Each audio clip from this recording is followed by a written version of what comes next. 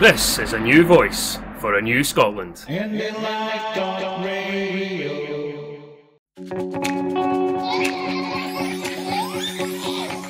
IndyPram, yes, IndyPram on IndyLife Radio. IndyPram, yes, IndyPram on IndyLife Radio. Welcome to the IndyPram podcast on IndyLife.radio. My guest this week is Ruth Watson, best known for Keep Scotland the brand and also a leading light behind Yes, Kirriemuir. Hello to you, Ruth. Nice to speak to you again. Hi, Ray. Thanks for having me on. Right, I understand that you like haggis, neeps and tatties. I do. I actually really like the Howie's haggis, neeps and tatties because I'm a vegetarian. And I love the Howie's vegetarian haggis, neeps and tatties. I think it's one of the best ones out there. I was really disappointed to see Marks and Spencer's doing such a poor job of promoting such a typically Scottish product under such a bland, neutral headline. I don't understand why you would have British haggis, tatties and neeps en croûte. So they're neither keeping Scotland the brand nor keeping France the brand, and they're actually doing a really bad job of keeping brand Britain the brand. I really don't understand what Marks and Spencer's is playing at. It seems like a real misfire, especially when people associate haggis so much with Scotland. I don't understand at what point in the marketing meeting they decided that just neutralising the iconic foods of nations would be good for their producers. I mean, at what point do they think that the Norfolk turkey farmers, I mean, Norfolk turkey is a PGI, it's a really iconic brand for Norfolk. You know, are they going to get rid of, is it going to be British Mowbray, no longer Melton Mowbray? You know, at what point does this stop? Yeah. And what are they trying to gain from it? Because obviously you've been fighting against this for long enough, but it still seems to be continuing. Is it a case that big business are feeling, well, if we promote Britain, we're going to get more support or a sympathetic ear from government when they're going to be struggling? Well, there's maybe a bit of carrot and stick involved. The Department for International Trade and their domestic wing, which is DEFRA, the Department for Environment, Food and Rural Affairs, has been heavily promoting the brand Britain. The Britain is great British branding. And it is not unknown for all of the supermarket heads to be invited to number 10 Downing Street to have meetings. So despite the fact that there is a significant push, not just in Scotland, but in Wales and parts of England and Northern Ireland as well, against the Great British branding, because it is proven to be so detrimental to sales and to the work. I mean, local farming leaders and food and drink leaders have described it as riding roughshod over the work that Scotland's farmers have done, establishing Scotland's brand for the last 20 or 30 years.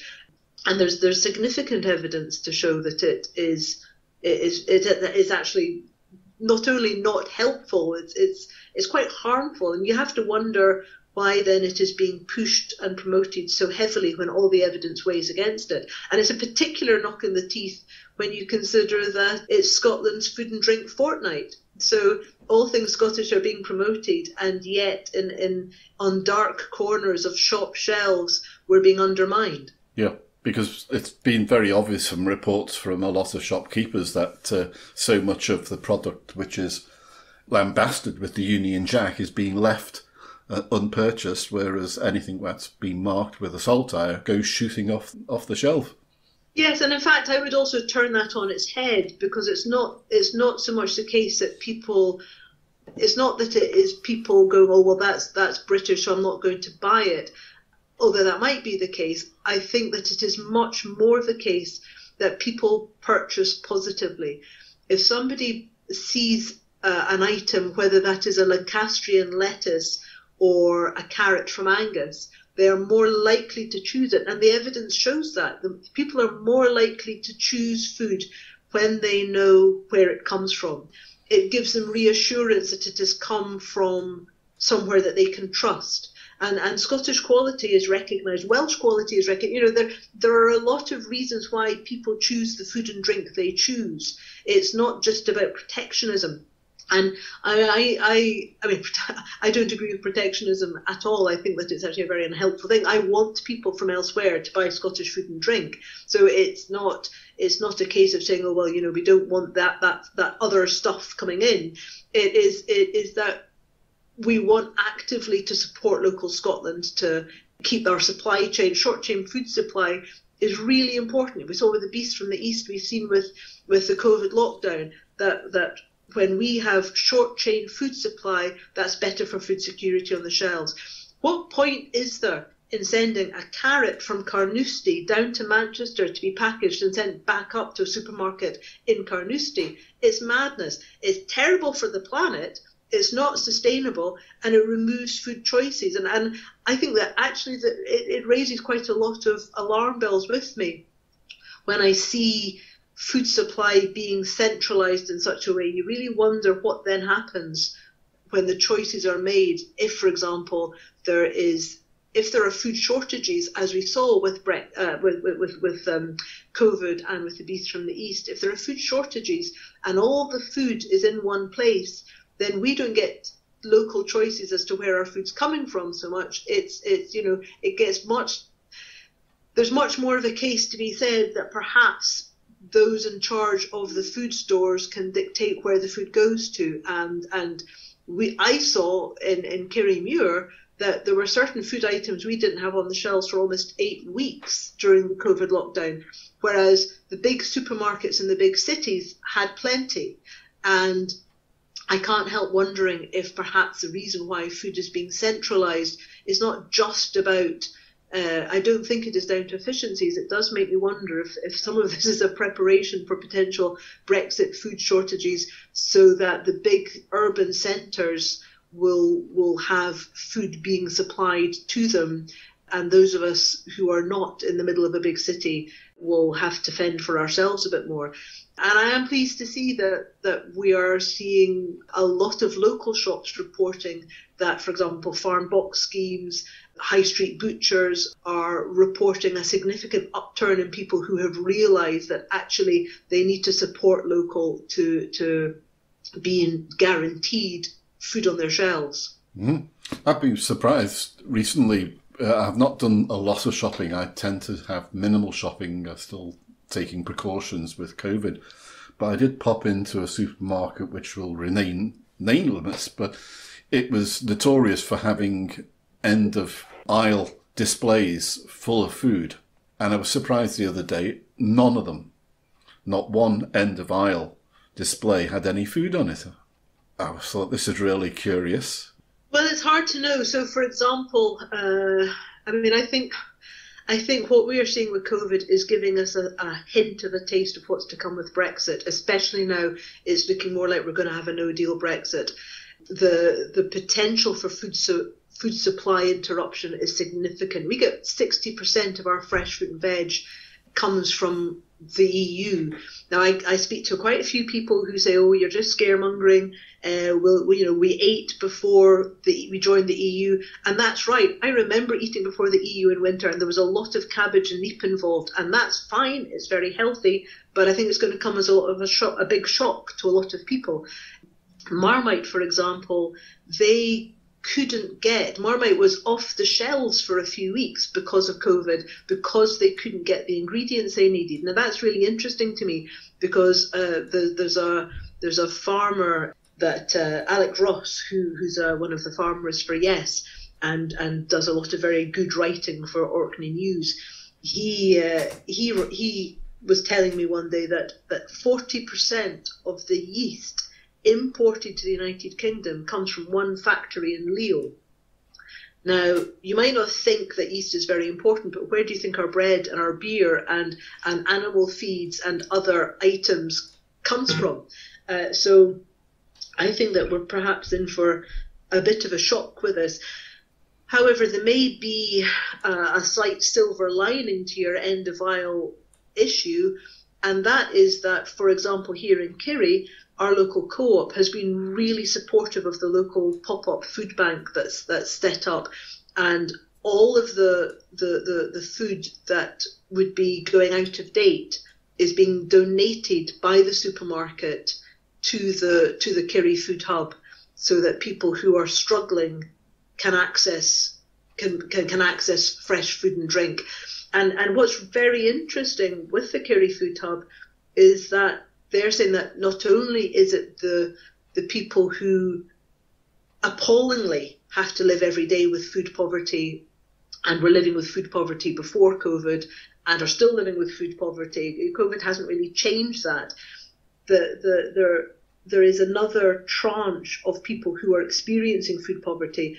And I'm hearing that there are folk with 2 Audis in the driveway and big bungalows that are having to get food parcels delivered to them because they're self-employed and they don't qualify for furlough and they don't qualify for food support or monetary support. So the one positive thing that might come out of this whole pandemic nightmare is that perhaps people who might not think about food poverty, who might not think about the circumstances that can happen to people that lead to financial changes, perhaps more people are going to understand that we really are all in this together, and perhaps we might come out of this thinking, let's have a universal basic income. Let's make sure that food poverty is a thing of the past. Let's make sure that in a country as wealthy as ours, we don't have people living without a home over their head, without a roof over their head. So that's my one silver lining at the end of all of this, is that perhaps something societal change might come out of it. Mm-hmm. With your contacts, obviously, within the industry, food industry and supply, how is the feelings in relation to the internal market bill that the UK government is looking at? Well, I think Johnny Hall summed it up very well. Johnny Hall, one of the directors of the National Farmers Union of Scotland, he summed it up very well when he said he was fuming. The National Farmers Union and a range of the food and drink sectors and other businesses as well. I mean, it's not just food and drink. Keeps on the Brand isn't just about food and drink, although it's actually, we focus on it a lot because it helps, it's an everyday thing that people can relate to. I have yet to meet anybody other than the most committed of zealots. There are those out there who still say that they think it's going to be brilliant, but they tend to be people with fairly niched markets. Most people are horrified by the internal market prospect because it removes so much of the guarantees of quality that Scotland has worked so hard to really set its stall as. We are a nation, we will never be able to stack it high and sell it cheap. So Scotland, whether you're talking about our veterinary sciences or our textile sector or our food and drink, we have set the bar that what we do very, very well and with diligence. And for that potentially to be taken from us is not only an outrage on democracy, it is economically appalling. And you have to look at what the motives for this might be. And I can't help being reminded when I look at this that Jacob Rees-Mogg's father wrote several books about how to get rich from disaster. There is the disaster capitalists are circling, and quite frankly, when you're negotiating deals and when you're negotiating trade, if you're not at the table, you're on the menu, and I really have the feeling that we're being eyed in the way in which an unwitting lamb trotting round the mart might be. Do you feel this has probably helped in relation to the polls that are showing greater support for independence, that more, without actually campaigning, that more people are becoming politically aware of the messages that have been coming out from Scotland since 2012 coming to fruition, whereas they didn't believe in the past, they're now becoming personally affected, and it's changing minds. Well, so not with my Keep Scotland the Brand hat on, but with my Yes Kirrie hat on, I think that there's some very interesting research which shows that Brexit is a major driver for people realising why Scotland can join all those other similarly sized nations that are doing just fine, thank you very much, and better than fine. Finland took independence from Russia back in the early 1900s. Norway took independence from Sweden back in the early 1900s. Ireland took independence from the UK back in the early 1900s. And just look at what they are achieving. And they don't have the range, with perhaps the exception of Norway. They do not have Scotland's natural resources and the energy and the development that we have. When Ireland became independent from the UK, it was in a terrible situation, having been ground down and having its infrastructure under supported and it was just in really dire straits. And it was in the middle of the Spanish flu pandemic as well. Well, it was just coming out of it, yes, and it was. I think that people just had that moment of clarity that comes with it. I think that it was helped very much by the fact that there was various revolutions sweeping Europe at the time, and so there are differences, but there are parallels. But the main thing is that look at where Ireland is now, and all the sort of conversations you hear about people talking about the balance of trade, and Ireland trades more with the rest of the EU than it does with our UK. It's one of those really, the arguments that I hear coming out of Westminster and those within Scotland who genuinely believe that they would like to stay within a part of the United Kingdom. But the arguments that they use really remind me of an abusive husband telling a partner why they can't leave. Yeah. How has Kirriemuir fared during the virus? It's been very quiet, and it's quite hard to see how we are going to revive energies quickly. There have been, as is often the case within groups, there has been a small core of people who have never quite stopped. And I think that for some people, just keeping their head above water has been their main focus. For others, because of the age group, there's been a lot of people shielding, or, their focus has been on helping look after grandchildren. And we suffered a really shocking and sad bereavement when one of our Yes Kirrie stalwarts, Margaret Pollock, died very suddenly. And that was just heartbreaking. However, Yes Kirrie and many other residents around Kirrie came out to see her off. Her family were really supportive of Margaret's passion for Scottish independence. Margaret always worried that she wouldn't live to see Scotland's independence. She wasn't particularly elderly, but she did worry she wouldn't get to see it, and very sadly and suddenly she didn't. But Margaret loved the Indy rallies, and she would have... It's a real shame she couldn't see the send-off she got, because there were Yes bikers acting as outriders for her hearse. Her coffin was covered in a saltire. Several of the cortege had flags coming out the windows, and Yes Kirrie turned out in their droves in the middle of Kirrie. There were socially distanced folk standing with flags and saluting her, and driving through the countryside. There were people standing just in the middle of the countryside beside their cottages. And then Margaret's brother said that he said the memory of crossing the bridge into Forfar will stay with him forever, because some of Margaret's Yes colleagues from the Sidlaws had turned out, and there must have been about 40 flags on that bridge. So Yes Kirrie is still there. It's a bit sad at the moment, but we've got the Indy Windies being revived, and we're talking about having a Zoom meeting, because we've got a lot of this Believe in Scotland material sitting at the Yes Kirrie hub, and so we're talking about safely to get it out, because we want to be respectful not only of those people going around delivering. We're going to have conversations if people are going out leafleting again about how to do it safely. If you're touching lots of different letterboxes, how do we feel about it? I might chat to some of the posties and see what they suggest. But we are going to get back in it. And actually, I would say to anybody, if you haven't yet looked at the Believe in Scotland website, if you haven't looked at their material, get on and have a look. Believe in Scotland is doing a lot of very, very interesting, very positive work. And I'm very, very optimistic and enthused by the results that they're coming up with and the polling that they're doing.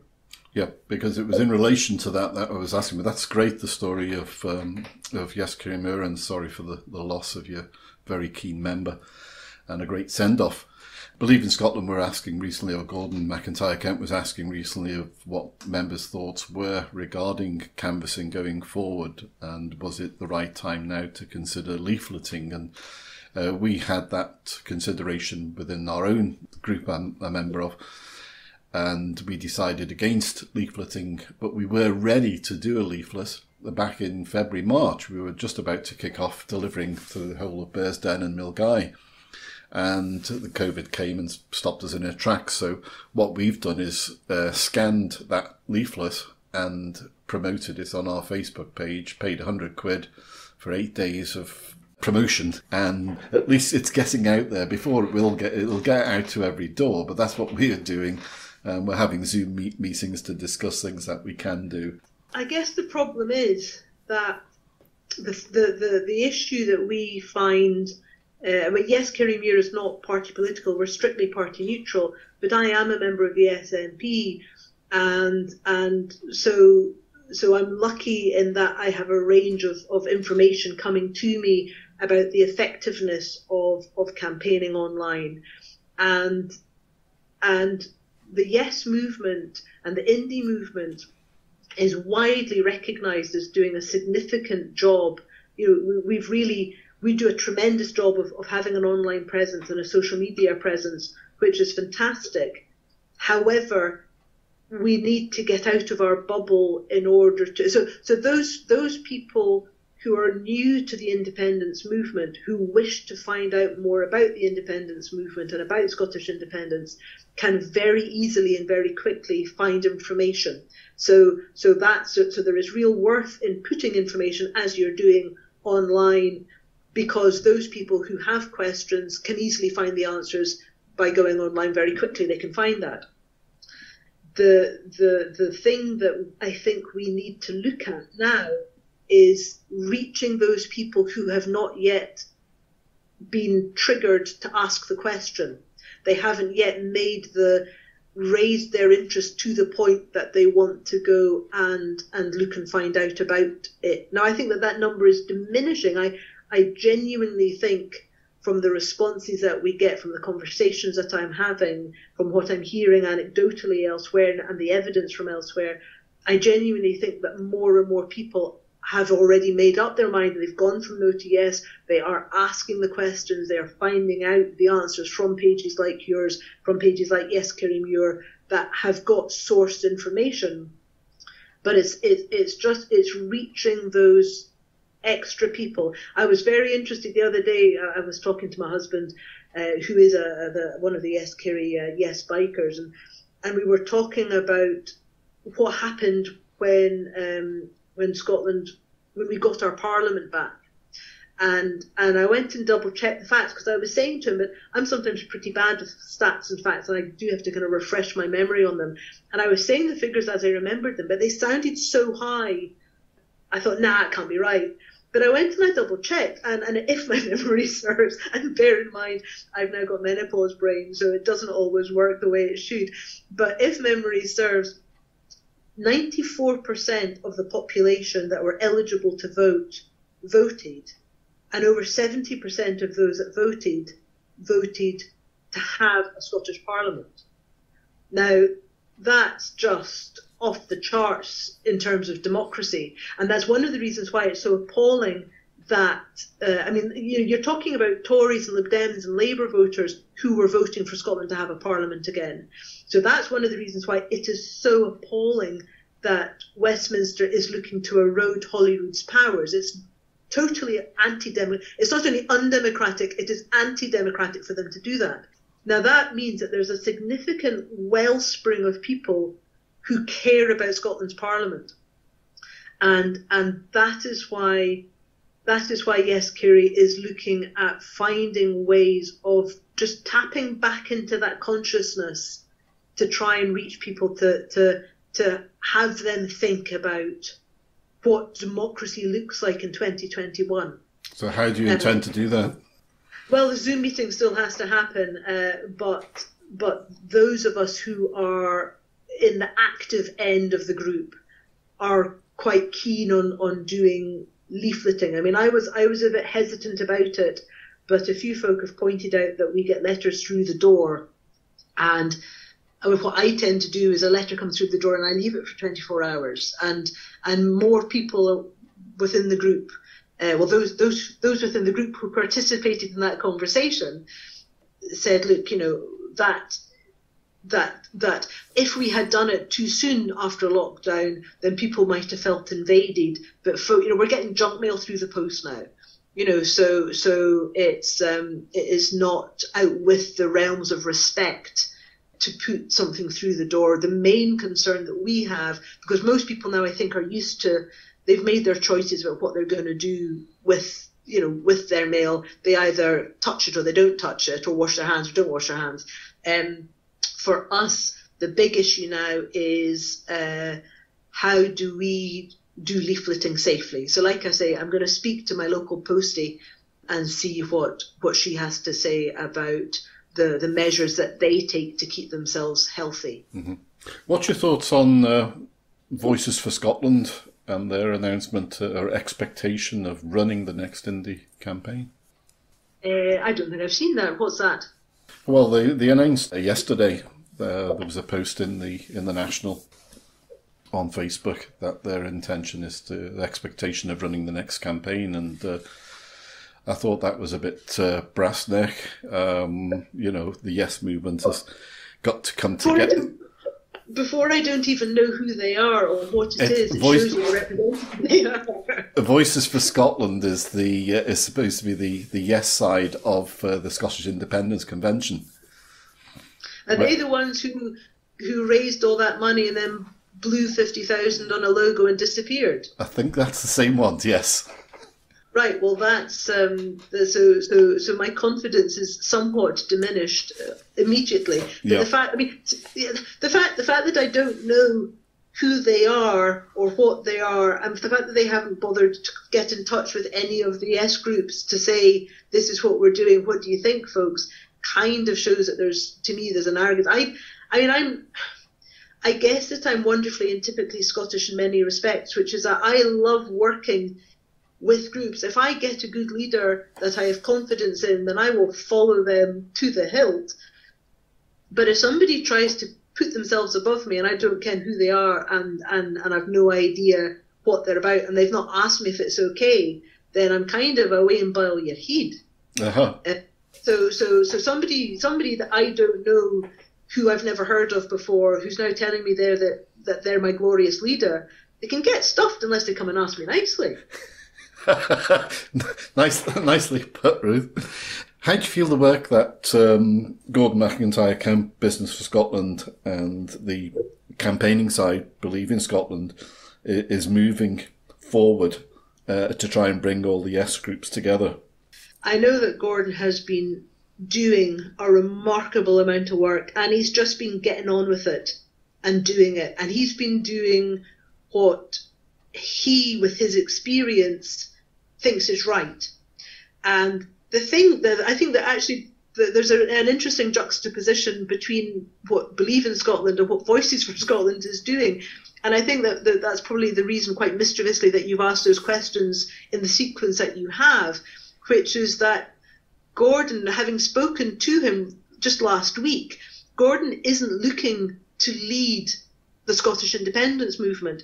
Gordon is offering his services and his resources and his expertise and his vast experience in campaigning for independence for Scotland. He is offering that for us to use, and he's inviting people to get involved and to discuss and to come together and drive it forward. That is very different from somebody that I've not heard of telling me that they're my leader. And so I like being respected. I respond well to people who say, I have an idea, would you like to contribute to it? What do you think about this? Are you on board? It's up to you. I like that. Mm-hmm. And I think actually that fits much more with the Scottish tradition of decision making. There's a reason why the Yes Kirrie meetings, we call them the Kirrie Ting. And that harks back to hundreds and hundreds of years of, I guess it's from our Norse influence, but that harks back to that community. There's a facilitator and everybody can have their voice and take part. And it's a community, it's a grassroots-led movement. Yeah. It's not top-down. Yeah. So I mean, I'm not ruling Voices for Scotland out. If they have interesting stuff that they can, and a nice logo that costs £50,000 that they can show me has worth, that's fine. But I'll tell you this, I'm not going to be putting any money into a Voices for Scotland crowdfunder until I can see that they've actually learned how to manage their purse a bit better. Yeah. So I'm absolutely enthused and excited about what Believe in Scotland is doing, because they're bringing it. Gordon's bringing it. He came to this meeting last week, the Zoom meeting last week, and he had so much information. He had so much really good, well thought out material, and he's been doing it, and he's been doing it for Scotland. Mm-hmm. He's not doing it for himself. Gordon McIntyre Kemp and his team are working for Scotland, and they want to work with the people of Scotland. And he's not trying to be the boss of me. You know what I mean? Yeah. So I'm more than happy to get involved with anything that Gordon's talking about, because I can walk away from it if I don't like it.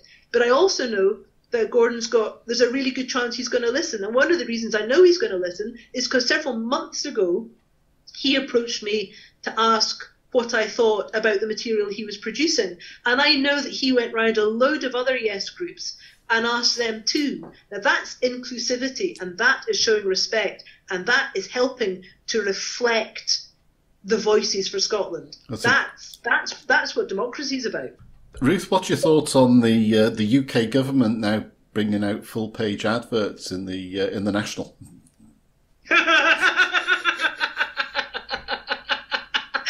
The Lord loves a trier. What was the reaction? I take it you've seen them. I have not seen them because I haven't been buying newspapers for the last few months.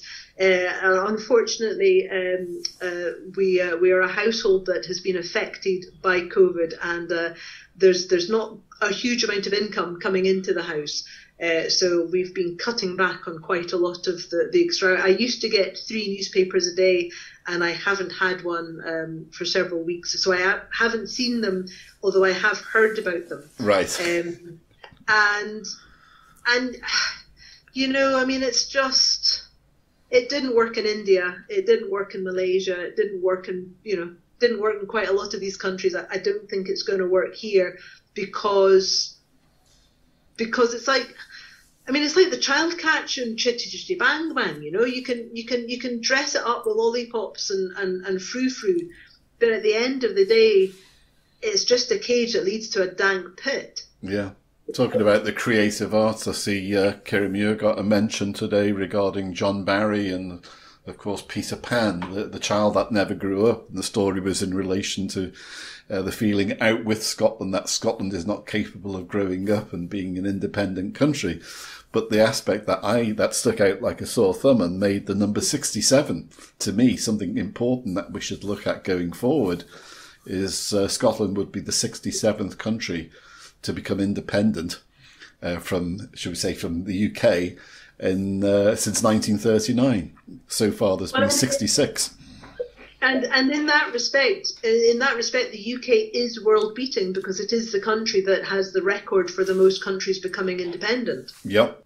Ruth, I was going to ask you about the attack on the Scottish legal powers. What's your thoughts on that, and also with the announcement regarding the plans for referendum that were announced by Nicola Sturgeon for the 2021 election? Westminster's decision to try and erode the primacy of Scots law is fascinating for a number of reasons. And one of those reasons is I can't believe they're that stupid. And the other reason is, in doing so, my very limited understanding of the Act of the Union would be that it would actually break the Act of the Union, because the right to Scots law is enshrined as a basic fundamental part of the Act of the Union. Now I know that there have been moves within the House of Lords to rewrite the Act of Union, but my understanding of legal treaties between nations is that one side can't rewrite it without the other side revisiting its acceptance of those terms.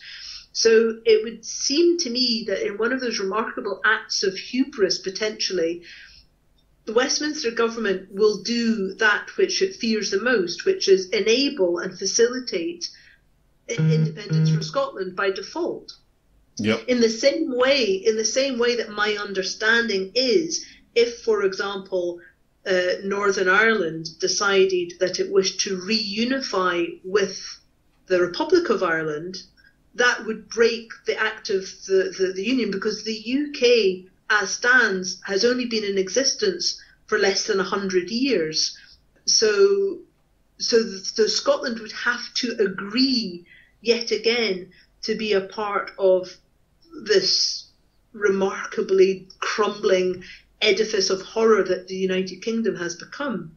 And I noted with interest yesterday or in fact it may have been Saturday, that the European Council has put a very serious warning out to the UK that it basically risks becoming a pariah state because of press freedoms being so limited. And it is interesting to see how limited our press freedoms are, because none of the press has actually reported on that.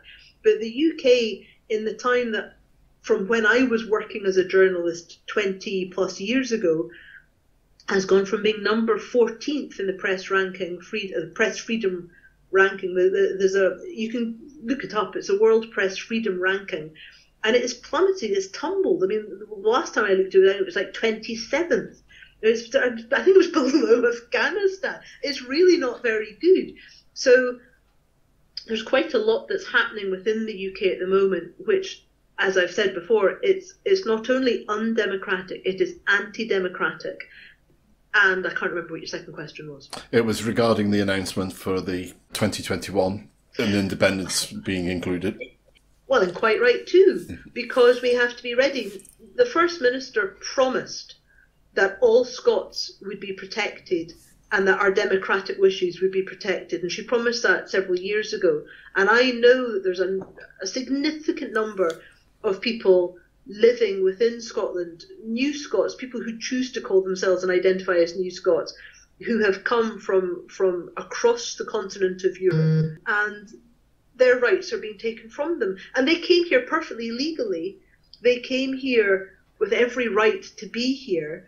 And what is iniquitous and what is scurrilous is that they are being told retrospectively that they have to have evidences and proofs which no reasonable person would keep. I haven't kept electricity bills from 20 years ago. Why would I? And there's so much which is actually really quite revolting in the way in which this Westminster administration is pushing a hostile environment, that the First Minister has to act as she promised she would to protect Scotland and the Scottish people and the people, all of the people living within Scotland's shores. Yeah. So when I saw that it was announced, quite matter-of-factly, I thought, well, that's good, because that is reflecting the democratic will that every vote that has happened since 2015 has shown the Westminster administration that they are on notice from the Scottish people. The first time in my life that I ever voted SNP was in the 2015 general election, because I wanted the government to know that we were going to hold them to this whole, the vow and lead us, don't leave us. And everything that has happened to our country since has been just scurrilous and based on lies and just beyond corrupt and sleazy, and it is a quagmire of odiousness. And so for the First Minister to say that she was going to put in law the right for Scots to have a voice and have a choice I cannot begin to tell you how relieved I am. And I think that we have to do everything we can. The fight of our lives is upon us. And I don't mean that actually in a rhetorical way. I genuinely fear for my strapping 18-year-old son and my daughters, because I think actually with equality being what it is, they could all be called up. I fear for them in what is an increasingly authoritarian Westminster. I fear for what future they may face. I fear for peace. I fear for if Trump gets back in and we have the rise of fascism once more. There's some nutters in Manchester selling the League of Fascist flags. The League of Fascist flag was flown in London in Trafalgar Square 10 days ago, a week and a bit ago. Yep, saw it. Fascism is on the rise in Brexit land.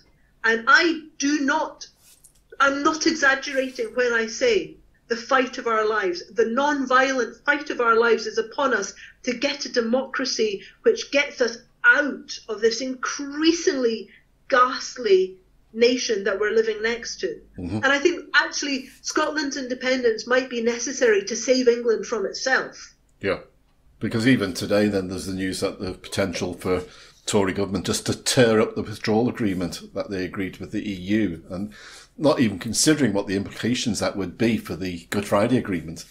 I think they have considered it, and I think that was always their intention. Yeah. I think the signs have been there right from the get-go. I think the sad thing is that they seem not to understand the nature of international treaties. Yeah. And I'm not entirely sure that they care about how badly this will go.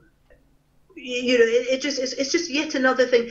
How could we expect that anything would be different from a man leading a country who has made promises and then lied to numerous women? It's like, you know what I mean? You only have to look at you only have to look at the nature of the Prime Minister and in fact the people he's pushed into his cabinet and all the hangers on. You've got Dominic Cummings, a man who is beyond appalling, whose father-in-law is a eugenicist, is on, you know, it just is on video making the most appalling comments about the nature of humanity and people, and people the people that they're getting into their team. Somebody having to step down because they're talking about using live rounds on peaceful protesters. This is what we're facing. I mean, if anybody who doesn't think it can end badly did not look at 1930s Germany, if you do not think that this could end badly,